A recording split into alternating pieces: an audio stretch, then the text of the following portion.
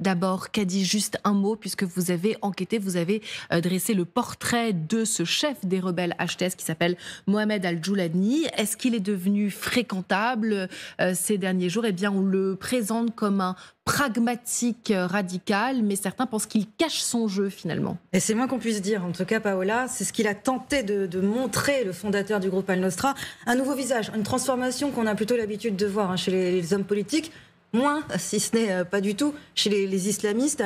Alors, jeudi, sur CNN, on a eu un homme assez incroyable, dont la rhétorique a énormément changé sur le mode « je ne suis plus le même homme ». Regardez bien, une personne dans la vingtaine aura une personnalité différente de celle d'une personne dans la trentaine ou la quarantaine. C'est ce qu'il disait, et certainement d'une personne dans la cinquantaine. C'est la nature humaine. Là, on comprend bien que c'est un autre langage, Paola.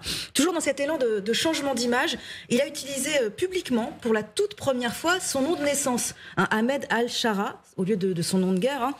Et quand il est entré dans Alep, pas de massacre, vous voyez, c'est la citation dont je vous parlais tout à l'heure, pas de massacre contre les minorités religieuses. On n'y était pas habitué quand les islamistes arrivaient sur le terrain. Mais des décrets, et là, paradoxe absolu, des décrets ordonnant la protection des chrétiens et des chiites.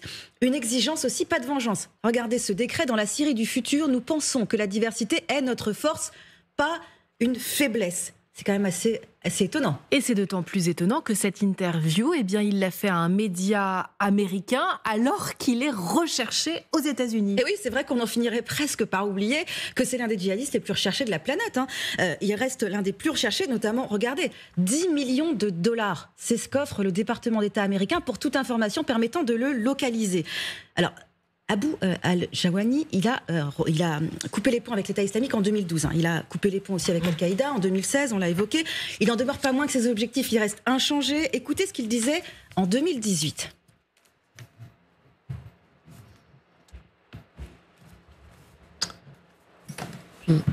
Alors, allez-y, on va l'écouter dans une petite minute. On me dit que on l'écoute.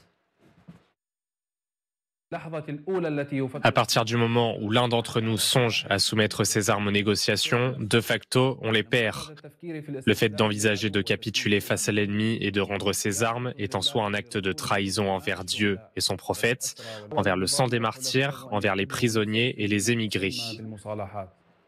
Voilà, la rhétorique était loin d'être la même. Alors en tout cas, on ne sait pas, Paola, dans quelle mesure cette transformation est authentique. En tout cas, souvenez-vous les talibans en Afghanistan, qui avaient promis un gouvernement inclusif. Ils avaient montré patte blanche. Et puis, au final, on s'est rendu compte de quoi? Eh bien, qu'ils ont chassé les femmes de l'éducation, mais aussi du monde du travail. Merci, Kadi. Alors justement, messieurs, Général Dutâtre, Michel Derkanski, est-ce que vous croyez à cette version de ce chef de ces rebelles HTS Al-Joulani, qu'il montre un nouveau visage, peut-être d'une forme de démocratie en Syrie, ou en tout cas d'un pragmatisme radical qui offrirait aussi asile aux chrétiens et un certain progressisme aux femmes? Moi, je ne sais pas ce que c'est qu'un pragmatisme radical, mais par contre, ce qu'on peut voir, c'est qu'aujourd'hui, c'est un groupe qui est complètement hétéroclite et je ne sais pas quelle tendance va l'emporter. Pour vous donner une idée, aujourd'hui, dans ce groupe, vous avez des salafistes tchétchènes, vous avez des nord-caucasiens, vous avez des djihadistes ouïghours. Bref, c'est une auberge espagnole dans laquelle il va savoir comprendre qui va diriger réellement. Est-ce que c'est lui qui, jusqu'au bout, va mettre en place une structure pseudo-gouvernementale et une répartition qui va se faire sur la totalité de l'État de la Syrie? Est-ce que ces différentes fractions vont vouloir jouer leur propre rôle avec des influences internes que l'on ne connaît pas aujourd'hui? Quel va être aujourd'hui le rôle de la Turquie? On n'en sait rien. Surtout qu'il y a quand même toute une bande de terrain qui est occupée par les Kurdes. Et s'il y a une chose que ne veut pas voir du tout la Turquie, c'est voir les Kurdes de Syrie rejoindre les Kurdes de Turquie et qu'il y ait un axe de libération territoriale qui se fasse vers la Turquie. Donc je pense que tout ça aujourd'hui est tellement mouvant qu'il est difficile de pouvoir dire quelle configuration ça va prendre à très court terme.